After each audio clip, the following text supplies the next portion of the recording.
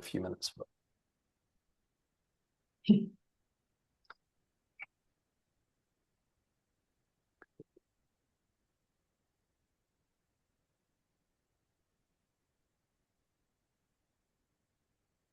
So just a little quick, we're a minute or two out before we get underway, folks. If someone could just give us a little thumbs up that you can hear us and see us okay, that would be great. Otherwise, just give us confidence that we're not just talking to ourselves today. Yay. Yay. Yay. At least 2 thumbs. That's awesome. That's great. Amazing. Oh gosh, the numbers are rolling in. So I think we've got over 40 on the call so far, which is great. We'll give it another minute or two and then we'll get underway. So appreciate everybody dropping in so promptly this afternoon now, isn't it? It's not this morning. Yeah, already. How did that happen? So you've got another minute or two to grab your cuppa and keep your hands warm while we get underway.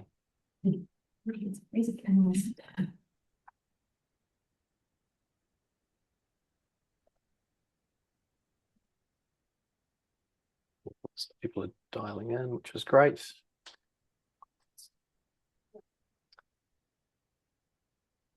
I'll just kick off with some wee introductions, then we'll provide a bit of an outline of our we call this afternoon. So tēnā koutou katoa, ko David Morrison, taku ingoa no kotirana ahau, kei nā tahataha o te awakairangi ahau e noho ana, ko ao kai whakahaere matua Do Good Group. No reira, tēnā koutou, tēnā tātou katoa. Welcome everyone. Really excited to be sharing this webinar with you all today with Kirsty and Nikki.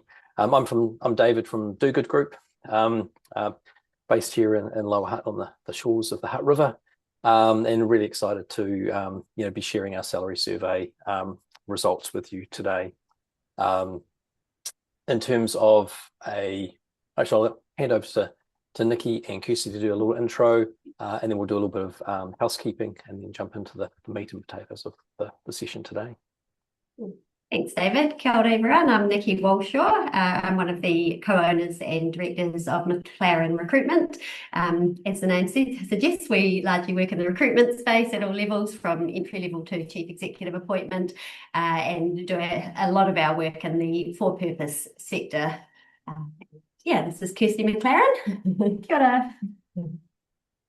Welcome both, and I just want to acknowledge the relationship that we have with Kirsty and Nikki, being huge supporters of Do Good Jobs for a number of years now, and we have a really solid partnership and work really closely together in this purpose-led kind of recruitment space.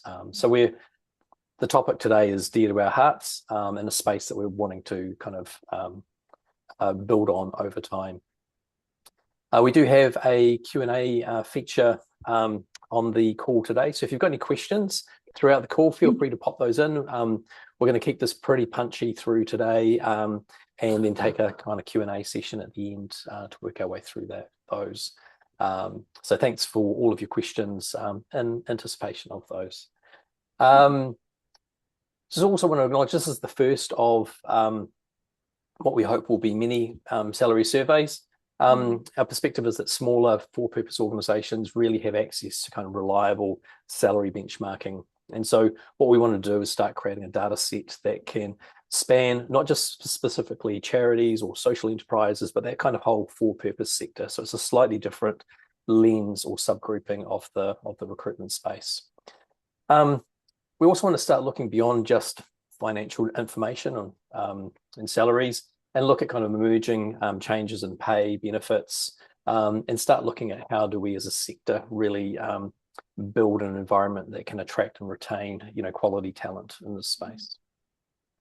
Our sample for the survey, relatively small this year round, so it's our first time. We had about 39 organisations submit data for around 400 roles, so it gives us a really good sample and indicative kind of set of results. But as we grow the survey over time, we're wanting that to become a much larger piece of the pie. And we also have Arwen joining us, who will be looking after Q&A through the session as well. So welcome, Arwen. So, Kirsty and Nikki, any thoughts on, I guess, around the positioning of the salary survey and why you really wanted to get involved with this? Yeah. I guess the for-purpose sector salary guide is something Kirsty and I have been talking about for a long, long time, and could see the value that it would provide both for us and our work, as well as for the for-purpose organisations that we work with regularly, and partnering with Do Good Jobs to produce something like this felt like a really natural fit. While we work largely in recruitment, a lot of our clients through that recruitment process ask for our advice and input on market salaries, both for newly created jobs as well as existing roles.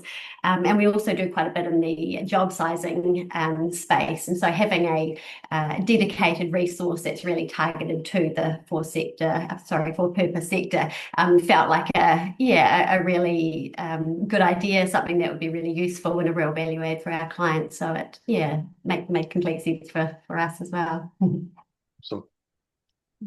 Well, let's dive into, I guess, the key findings. We've got about sort of 9 or 10 key findings that we'll work through today.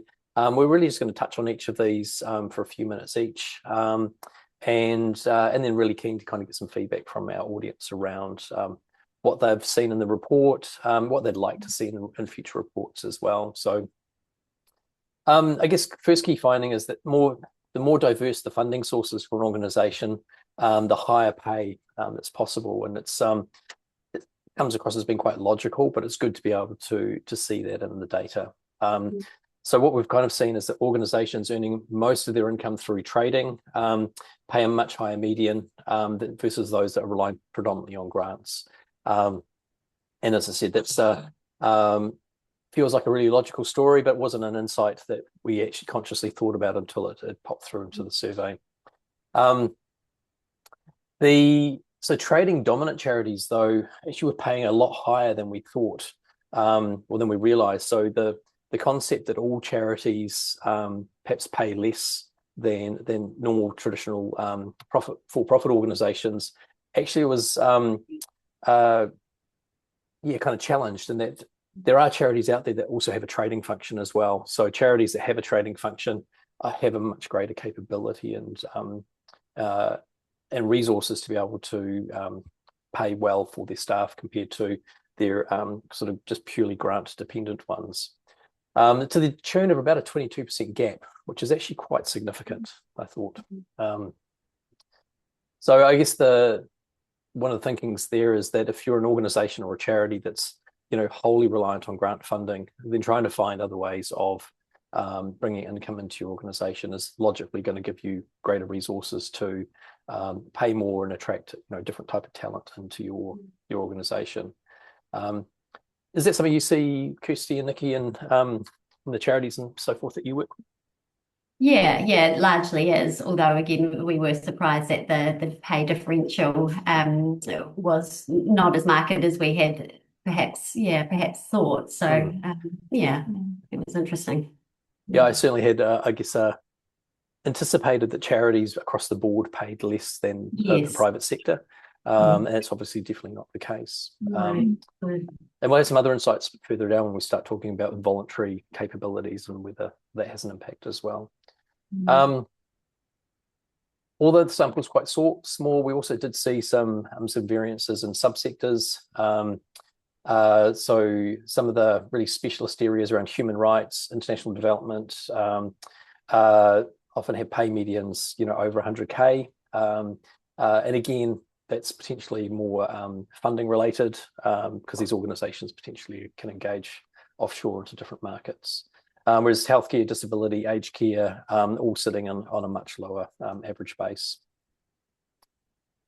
So I think the kind of key takeaway from this one was around that income, diversification of income is not only about financial resilience, it's also about the ability to pay and retain good people in your organisation. And I know there's some really interesting, one of my observations outside of the survey is a lot of charitable funding or philanthropic funding, funds initiatives. And I think there's the new boring fund that's been launched to help fund organisational kind of the boring stuff that charities need to run their operations. And I think that could go a little bit further in terms of funding those kind of core salaries that are needed to keep a charity up and running, as opposed to funding purely the external initiatives. But I'm sure there might be some interest, some perspectives and some questions and answers around those. Just before we move on from this, someone asked to define trading. I think trading predominantly trading products or services for funds is probably how I'd see trading. So grants would be, and this is something we could probably dig into further, I think, with future surveys, is actually getting a lot more specialist, well, a lot more specific in terms of different funding sources for charities around donors, bequests, community grants and appeals. So really appreciate that that question. Thank you. We also will be doing a recording of this as well, if anyone's interested in sharing that afterwards.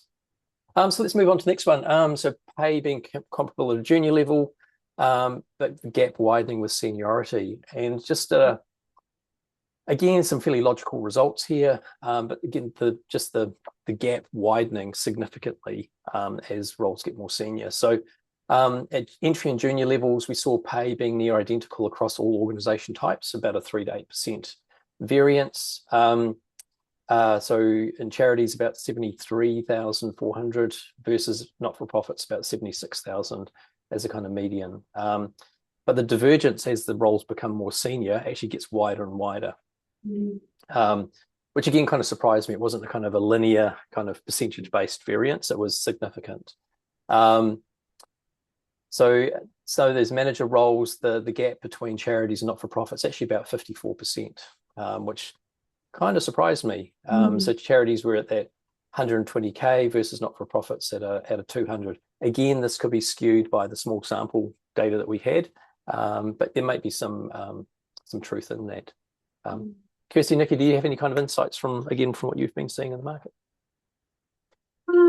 No, I mean, I think we were equally surprised as you were, David. So it would be interesting to look at this year on year as our sample size grows to see how that plays out. But it was surprising. I think one of the the takeaways here is that charities versus not-for-profits or trading organisations, I guess, are on a more equal footing when it comes for competing for early level talent, so people that are earlier in their careers. But as people become more senior, it becomes a little bit harder to compete purely on a pay basis against that kind of private sector. So retention of senior staff, I think, has to lean on a lot more than just pay and start thinking about the overall benefits package, which I think we'll touch on a little bit more. Now, actually, we'll move on to benefits, and we'll hand over to Kirsty and Nikki to chat a bit about some of their insights there. Yeah, one of the key findings was that benefits are often added to packages. So whilst the full-purpose sector can't always compete with other sectors on salary alone, our survey suggests that many employers are adding additional benefits to respond to that. So of the organisations surveyed, 51% offer professional development budgets, 48% offer additional leave beyond statutory entitlements. So that could be additional annual leave, sick leave, birthday leave, volunteering leave, things like that. Sometimes the opportunity to get a bit creative. 48% offer flexible working arrangements and 37% offer wellbeing allowances. And there were also smaller numbers that offer things like phone and internet allowances. That was 21%. Bonus or performance payments, 12%. Parental leave top-ups, 8%. And vehicle allowances at 8%. So one of the things we thought was interesting to consider in light of that is when we look ahead to the future of our workforce, a really significant shift is the makeup of that workforce. So Gen Zs, which are those born between 97 and 2012, that they already make up a quarter of our workforce, and that's only going to grow, obviously, over the next few years. And this generation don't view the benefits that Kirsty has been talking about as the gold standard. It's an expectation, really, of this generation. And there's also been a real mind shift with this generation in terms of how they think about work. You know, we talk about work-life balance and how flexible working arrangements can help to achieve that. The younger workers are actually looking for life-work balance. You know, they're really comfortable prioritising their well-being. They place much more importance on this than previous generations have. And purpose as well. This is another huge driver for that generation. You know, they really want to understand how the work that they're doing connects with the bigger picture. They've grown up with information and constant access to what's happening around them, in the climate space. You know, they're really passionate about and really incredibly informed about things like climate change, social impact, global events. And, you know, they are asking really big questions when considering roles. You know, does this organisation genuinely care about its people? Is it having a positive impact on the climate? You know, who benefits from the work that we're doing? You know, those questions really matter to them. So for purpose-led organisations, that's a real advantage. You already have really meaningful stories to tell and a genuine impact to share. So, you know, those things really resonate strongly with this generation. So I guess it's about really leaning into that and leading with that as part of your attraction strategy for that, you know, new generation coming in. Yeah.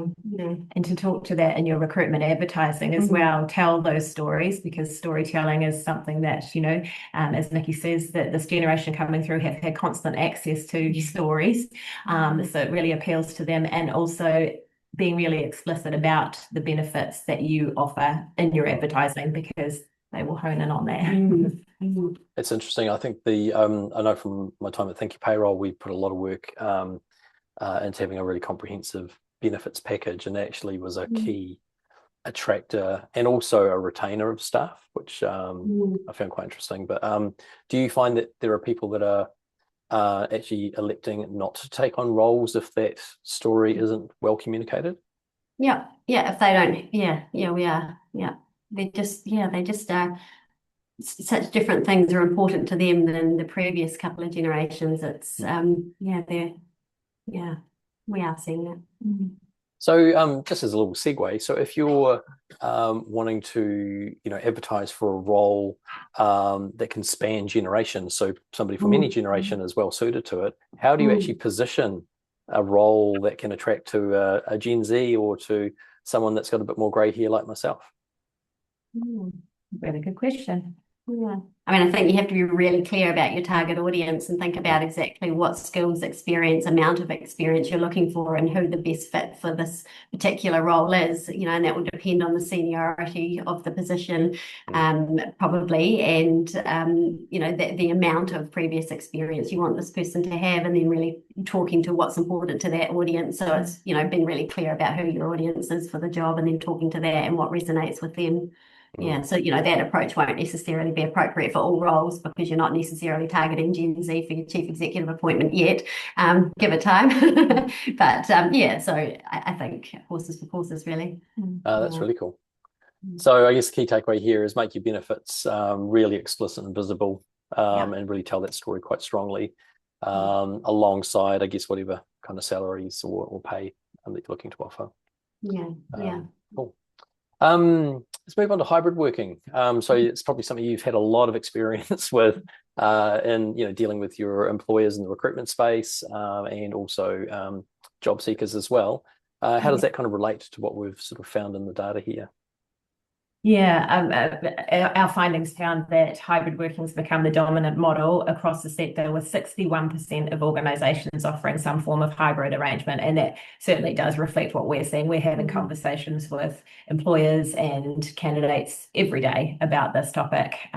Flexible working comes up, and it's no longer something that is a nice to have for many, it's a must. We've found that, you know, 1 to 2 days working from home has become sort of the accepted norm. Wouldn't expect people to expect 4 to 5 days from home, but there are obviously organisations that do still require employees to be in the office full time, and we do find that those roles are typically more challenging to recruit. It narrows the candidate pool considerably. Really? I'm surprised by that. I thought even when we've got, I guess, a high unemployment space at the moment, that, maybe some employers might feel that they're in a position where they can kind of say, this is how it's going to be, and, come one up, come all. But you're finding that people are still being quite deliberate about what they want from a role. Very much so. Yeah. Gosh. Okay. Mm.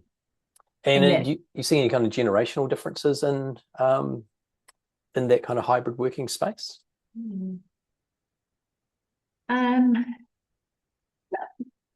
Maybe a little bit, but not necessarily. Yeah.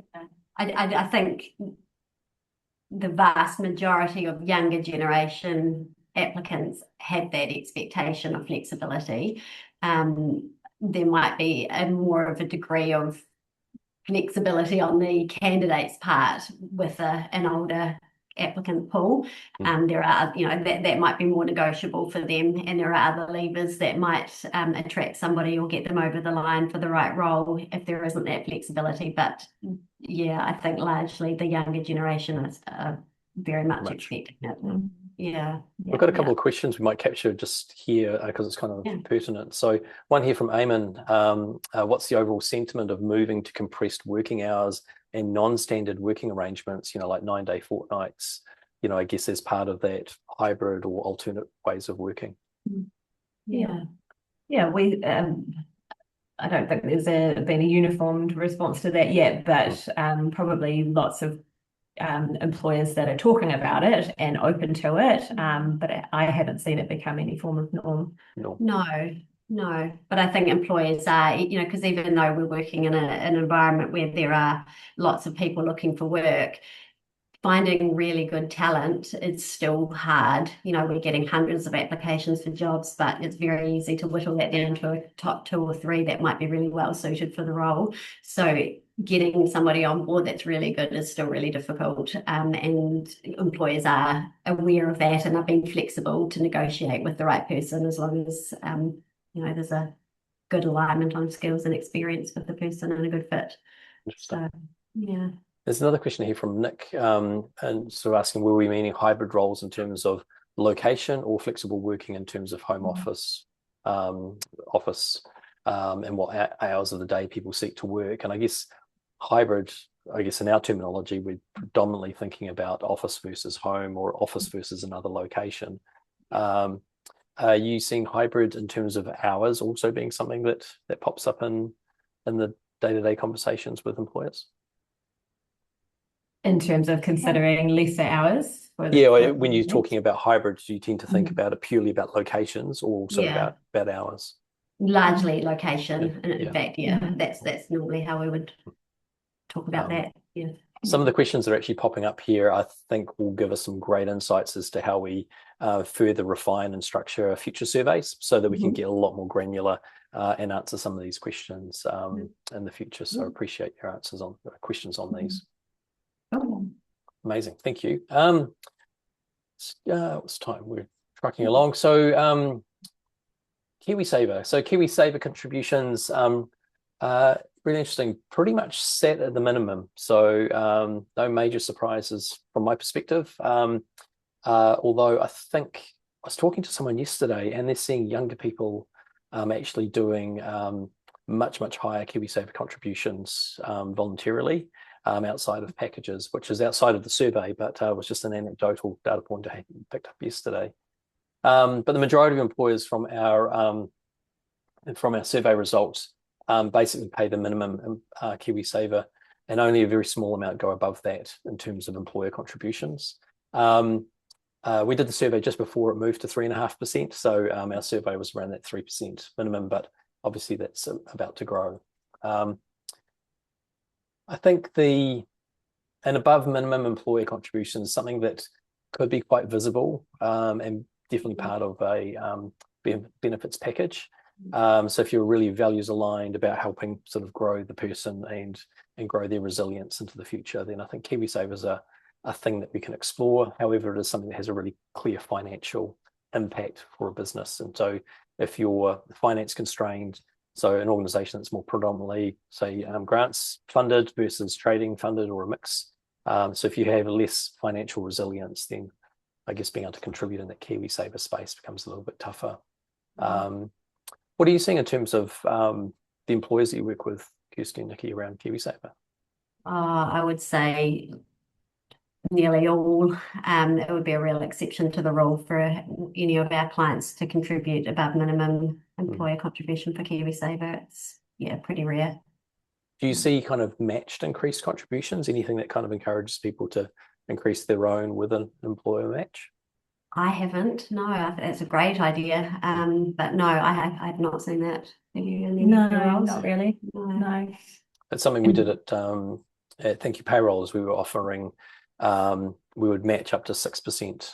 So if an employer contributed 6%, if the employee contributed 6%, then we would match up to 6%. So it gave a kind of a way of encouraging people to do that. But obviously we needed to be in a position where we could also fund that. Interesting. To go back to what you were saying before, I've noticed when I've been inputting our temporary employees into payroll that some of the younger generation coming through are going beyond those minimum sort of 6 or 8% employee contributions. And I think there's probably and again this is anecdotal, but I think we're probably going to see a lot more young people coming into the workforce who have already got solid KiwiSaver accounts. So there are instances, where parents are setting up KiwiSavers for kids, at a very birth or early ages, before they're in the workforce. And so they actually already have a balance. And so it's going to become a lot more tangible for them to see the impact of compounding interest and compounding contributions to those. So KiwiSaver, I think, is going to continue to play a big, important part in employment conversations. So it's an opportunity, I think, for employers. Let's move on to part-time roles. What are your observations there, Nikki and Kirsty? Okay. Well, one of the finding around this was that part-time roles make up around 1/3 of the roles surveyed. So probably not surprising, and does reflect the financially constrained reality of the sector. It does create opportunities. It attracts people who might not otherwise be available for work. So that's looking at parents returning to the workforce, contractors that are wanting to have an anchor role, people that are managing other commitments outside of work. So it does broaden your talent pool, but equally it does, part-time roles do create a challenge. We typically find that part-time positions are harder to recruit for. I think we often come across candidates that are really attracted to the organisation, think the role could be a really good fit, but the part-time nature of the role just doesn't work with them where they're at financially. So it does present challenges for the recruitment space. One thing that I'd add there from the recruitment perspective is to really explore a candidate's motivation for wanting to work part-time. So if you've gone to market for a part-time role and you're speaking with your candidates, are they intentionally looking for part-time, because it suits their lifestyle, their longer-term goals, what have you, or are they simply looking for something to fill a gap until a full-time opportunity comes along? Because understanding that can really help you with retention. Absolutely. And we've got one of the questions that's come back just from the KiwiSaver I thought we'd pick up while we're in the conversation here is, I'm really interested in your response to this, Nikki and Kirsty, is what's your take on when offering remuneration, offering either a total REM package, which includes KiwiSaver, versus offering a base REM and then KiwiSaver on top? Please do base with KiwiSaver on top. It's the language that 95% of us speak, and when you talk in total REM, it confuses candidates, and that's where you get to the end stage of a process and there's a misalignment because it hasn't been clearly communicated up front. So I would say the absolute norm and common way of speaking about remuneration is to quote salaries, and then KiwiSaver is on top. If your organisation talks in total remuneration, you have to make that really clear from the get-go that this includes KiwiSaver. That should be in your advertising, it should be in your screening conversations, it should be reiterated again at interview, just because it is not the norm, and it's where recruitment processes fall over. No, that's some great feedback on that.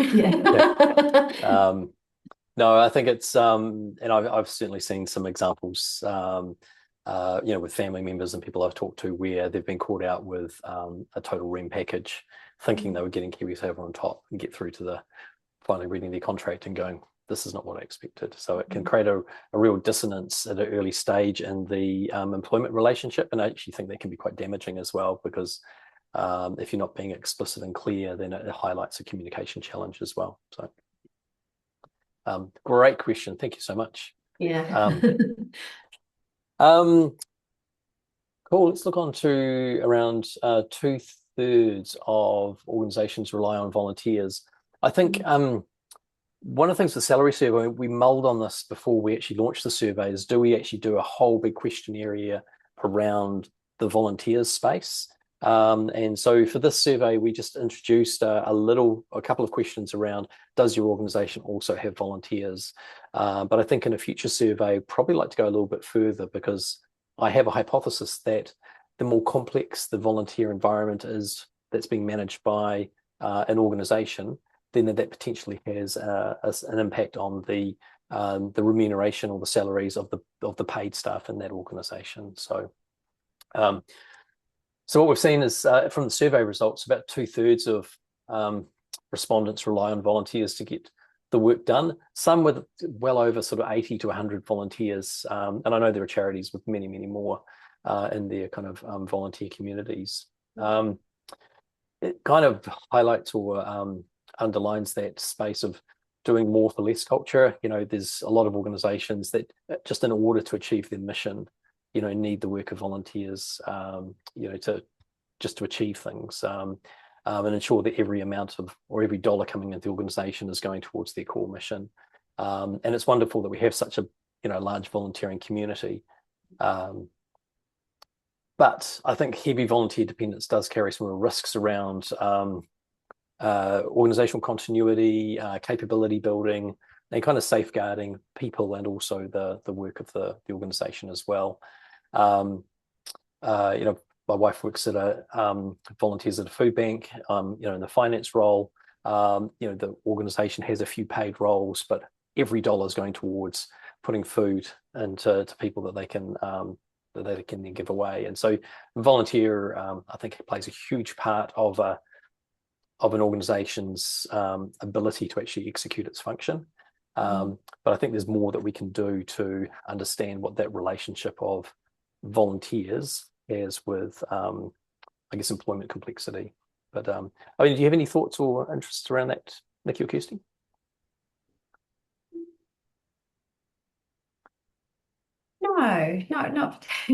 No, not particularly. I mean, it's not an area we work in. Obviously, a lot of our clients have a volunteer component to their organisation, and we have, I suppose, been involved in the recruitment of volunteer managers. But yeah, the interaction we have with recruiting and sort of knowledge of the volunteerism base is probably limited.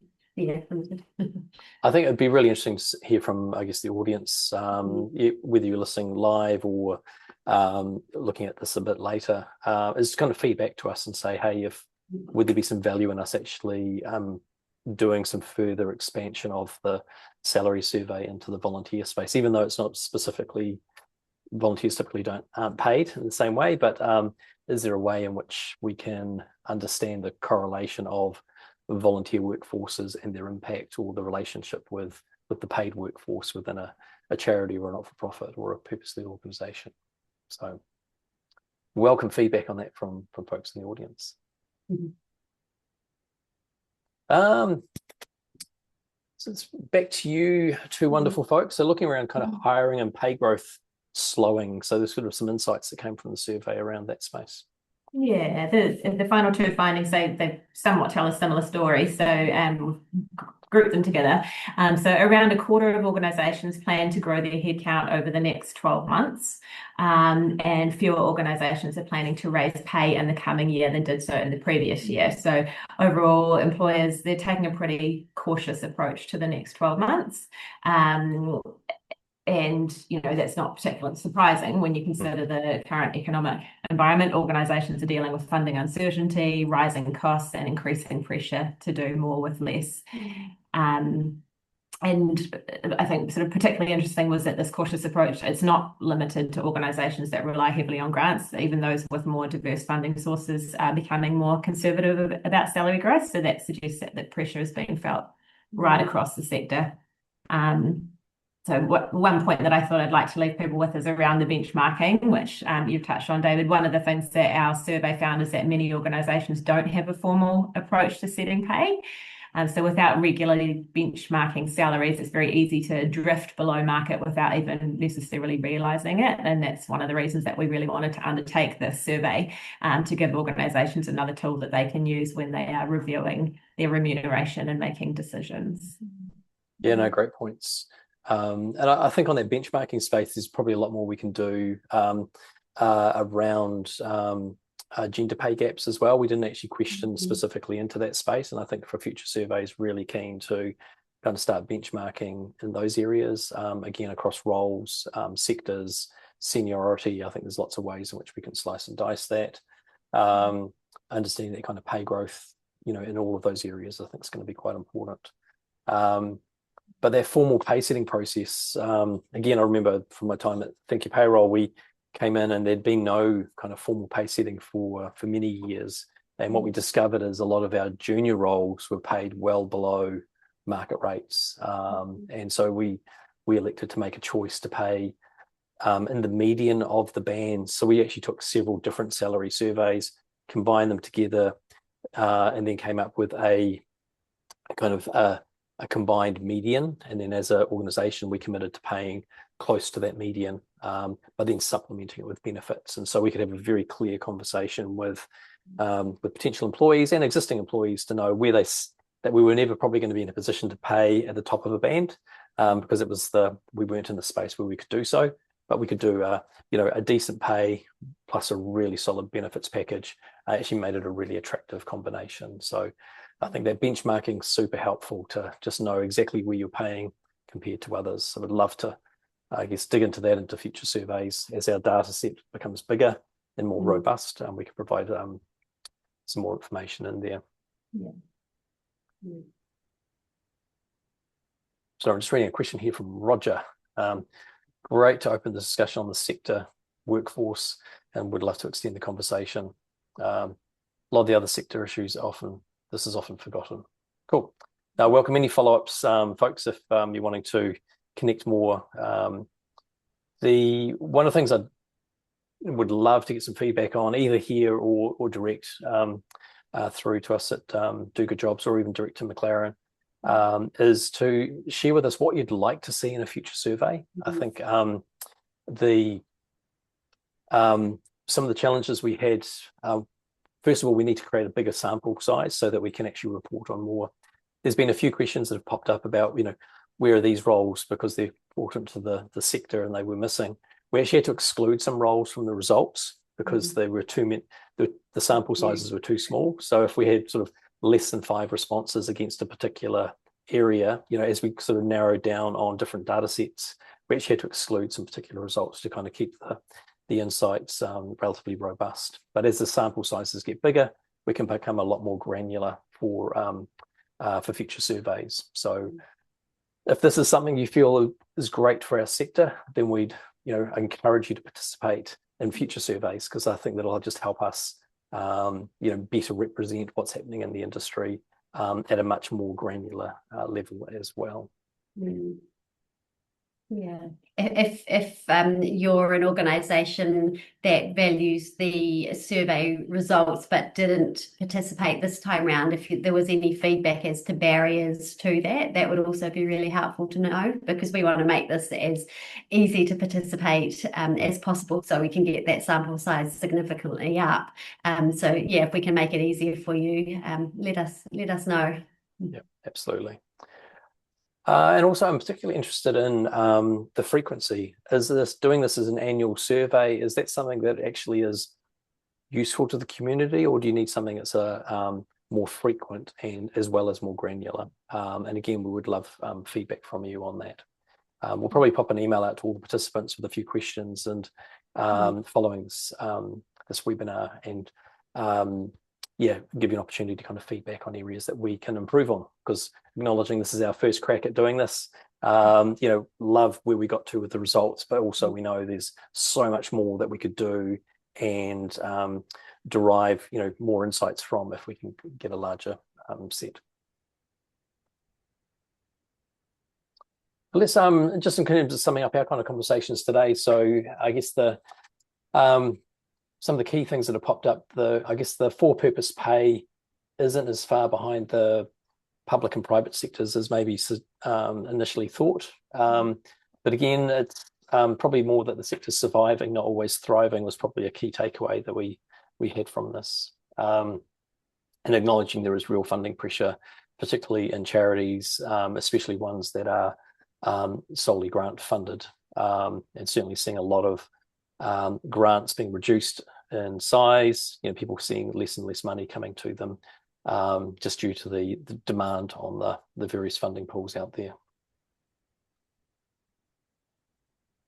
I think one of the things that, so funding diversity drives up pay, and grant dependence constrains it is probably one of the big ones from a kind of structural perspective. So, there are charities out there that are both charities and not-for-profit, so they may have a trading arm, but the more avenues for income that an organisation has, the more resilient and better paid their staff are. We have some kind of practical checklists here for organisations. Nikki and Kirsty, just around kind of, benchmarking, transparency, benefits, and kind of planning that paid volunteer kind of work. Any kind of key things to share in that space that is kind of key takeaways? I guess I wanted to pose a question in regards to the hybrid working flexibility is for those organisations that don't offer it or that offer limited flexibility. I think a good question is why, to really reflect on what is it that why are you limiting that? Is it because you think it may have an effect on culture or connectedness? Because there are ways around that, such as having anchor days. Everyone is in the office on Monday, Wednesday, Friday, or the online tools that can keep us connected. So I just sort of wanted to turn that around onto those employers that don't offer as much flexibility. Have a really good think about why. Yeah, that's a great point. I think I think anecdotally, again, I think, is it still a desire just to see people in the space so you can see them working? Is it a trust thing, or is it a culture thing? And I would love for us to be able to kind of do some more questioning around that space. So yeah, I think if it's a trust thing, it's probably a different conversation. Very much. Yeah, sure. Come back to the last couple of points there. So just pick up on a couple of questions that are popping through. Will you conduct the survey on a yearly basis? Our goal is to do at least yearly, and I guess we'll be looking to take on some feedback from folks, so on whether it needs to be a higher frequency kind of focus. I know there are other tools out there that do kind of constant benchmarking and analysis, and whether it's something that we need to be more aligned with, or whether having a point in time actually is a really good way of giving year-on-year snapshots so that we can see trends over time. Probably when is that point in time? How far in advance of setting budgets or reviewing annual salaries or what have you? It would be quite useful to know the timing. That would be useful to employers. Definitely. I think we discovered when we put our survey out, there were about 3 or 4 other salary surveys out at the same time. And if you're we won't do it then again. So we'll be changing our timing, but yeah, just acknowledging that there's often a lot of people out there wanting to get data from folks. So when's the right time to engage with the community? Great question here from Stuart. Was there scope to compare contractor roles versus salary, and also impact of fixed term, which is often seen as part of the sector due to time limited funding? Again, we did get some contractor versus salary data coming through, Stuart, but again, sample sizes meant that we couldn't really drill into that in much granularity. But again, an area I'm really keen for us to dig into a bit more. And I think that fixed term space is a really interesting one to understand as well. Is that something if people are putting on fixed term roles, potentially us questioning the why behind that? What's the driver of a fixed term role? I think is it funding related? Is it organizational structure? Is it a temporary nature of the role itself? So I think there's some things there that we can unpick and address in time. So a couple of little final points. So I guess we love that we've been able to produce a data set and derive some insights from that and share that with you all today and with the wider community. But for us, this is very much a starting point. So it's something we want to build on. And I think based on the number of registrations for the webinar today, the people that have actually been looking at downloading the report, there's definitely a demand and an interest in this space. So I think it's something we'd love to continue doing. Maybe even as a quick show of hands, if you give us a thumbs up if you'd like us to keep doing this, or a thumbs down if not, and that will give us we've got one. Please, not too many thumbs down. Cool. So there's definitely there's lots of good thumbs up. Thank you. So there's definitely an appetite for us to continue doing this, which I think is great. So what we'd like to do is we'll commit to doing this again for the sector. And I think we'll continue definitely doing this in partnership with McLaren. I think we bring really good breadth of insights from our various functions to this work. So I just want to thank you all for joining us today. So it's been about 45 minutes, so just a nice tight lunchtime webinar today. Thanks to Kirsty and Nikki for joining us today. Arwen for answering so many questions behind the scenes. And also, we've got a question from Stuart. Someone's raised his hand. Thank you to you for presenting, David. Oh, welcome. Does Stuart have a question? And also, are platforms like this the most appropriate? So we'll come back to you with a bit of a survey on things around what we could do better, how we could evolve the survey, and welcome any and all feedback. So I wish you a wonderful day. Stay warm out there. It's pretty chilly across the country, and really appreciate you dialing in today. Ka kite anō. Ka kite. Thank you.